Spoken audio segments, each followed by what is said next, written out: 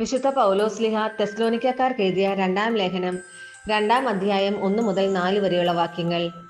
നമ്മുടെ കർത്താവായ യേശുക്രിസ്തുവിന്റെ പ്രത്യാഗമനത്തെയും അവന്റെ സന്നിധിയിൽ നാം സമ്മേളിക്കുന്നതിനെയും പറ്റി സഹോദരരെ ഞങ്ങൾ നിങ്ങളോട് അപേക്ഷിക്കുന്നു. കർത്താവിന്റെ ദിവസം വന്നു കഴിഞ്ഞുവെന്ന് സൂചിപ്പിക്കുന്ന പ്രവചനത്താലോ പ്രസംഗത്താലോ ഞങ്ങളുടേതെന്ന് അവകാശപ്പെടുന്ന ലേഖനത്താലോ നിങ്ങൾ പെട്ടെന്ന് ചഞ്ചല ചിത്തരും അസ്വസ്ഥരുമാകരുത്. ആരും നിങ്ങളെ ഒരു വിധത്തിലും വഞ്ചിക്കാതിരിക്കട്ടെ. എന്തെന്നാൽ ആ ദിവസത്തിനു മുമ്പ് വിശ്വാസത്യാഗം ഉണ്ടാവുകയും നാശത്തിന്റെ സന്താനമായ അരാജകത്വത്തിന്റെ മനുഷ്യൻ പ്രത്യക്ഷപ്പെടുകയും ചെയ്യേണ്ടിയിരിക്കുന്നു. ദൈവം എന്ന് വിളിക്കപ്പെടുന്നതോ ആരാധനാ വിഷയമായിരിക്കുന്നതോ ആയ എല്ലാറ്റിനെയും അവൻ എതിർക്കുകയും അവയ്ക്കുപരി തന്നെ പ്രതിഷ്ഠിക്കുകയും ചെയ്യും. അതുവഴി താൻ ദൈവമാണെന്ന് പ്രഖ്യാപിച്ചുകൊണ്ട് അവൻ ദൈവത്തിന്റെ ആലയത്തിൽ സ്ഥാനം പിടിക്കും. നമ്മുടെ കർത്താവായ മിശിഹായ്ക്ക് സ്തുതി.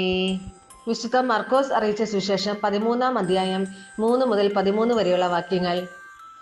അനന്തരം അവൻ ഒലിവുമലയിൽ ദേവാലയത്തിന് അഭിമുഖമായി ഇരിക്കുമ്പോൾ പത്രോസും യാക്കോബും യോഹന്നാനും അന്ത്രയോസും അവനോട് സ്വകാര്യമായി ചോദിച്ചു, ഇത് എന്ന് സംഭവിക്കുമെന്നും ഇവയെല്ലാം പൂർത്തിയാക്കാൻ തുടങ്ങുമ്പോൾ അടയാളം എന്തായിരിക്കുമെന്നും ഞങ്ങളോട് പറയുക. യേശു അവരോട് പറഞ്ഞു, ആരും നിങ്ങളെ വഴിതെറ്റിക്കാതിരിക്കാൻ സൂക്ഷിച്ചുകൊള്ളുവിൻ. ഞാനാണ് എന്ന് പറഞ്ഞ് പലരും എൻ്റെ നാമത്തിൽ വരും. അവർ അനേകരെ വഴിതെറ്റിക്കും. നിങ്ങൾ യുദ്ധങ്ങളെപ്പറ്റി കേൾക്കും, അവയെപ്പറ്റി കിംവദന്തികളും. അപ്പോൾ നിങ്ങൾ അസ്വസ്ഥരാകരുത്, ഇതെല്ലാം സംഭവിക്കേണ്ടതാണ്. എന്നാൽ അപ്പോഴും അവസാനമായിട്ടില്ല. ജനം ജനത്തിനെതിരായും രാജ്യം രാജ്യത്തിനെതിരായും തലയുയർത്തും. പല സ്ഥലങ്ങളിൽ ഭൂകമ്പങ്ങളും ക്ഷാമങ്ങളും ഉണ്ടാകും. ഇതെല്ലാം ഈറ്റുനോവിൻ്റെ ആരംഭം മാത്രം. നിങ്ങൾ ജാഗരൂകരായിരിക്കുവിൻ. അവർ നിങ്ങളെ ന്യായാധിപ സംഘങ്ങൾക്ക് ഏൽപ്പിച്ചു കൊടുക്കും. സിനഗോഗുകളിൽ വെച്ച് നിങ്ങളെ പ്രഹരിക്കും. ദേശാധിപതികളുടെയും രാജാക്കന്മാരുടെയും മുമ്പാകെ എനിക്ക് സാക്ഷ്യം നൽകാൻ നിങ്ങൾ നിൽക്കും.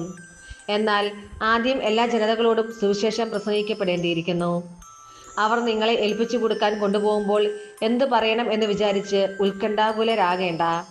ആ സമയത്ത് നിങ്ങൾക്ക് ലഭിക്കുന്നതെന്തോ അത് സംസാരിക്കുവിൻ.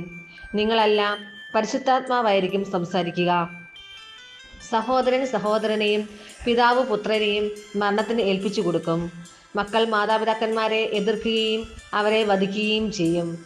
എൻ്റെ നാമത്തെ പ്രതി നിങ്ങളെ എല്ലാവരും ദ്വേഷിക്കും. അവസാനം വരെ സഹിച്ചു നിൽക്കുന്നവൻ രക്ഷ പ്രാപിക്കും. നമ്മുടെ കർത്താവായ മിശിഹായ്ക്ക് സ്തുതി.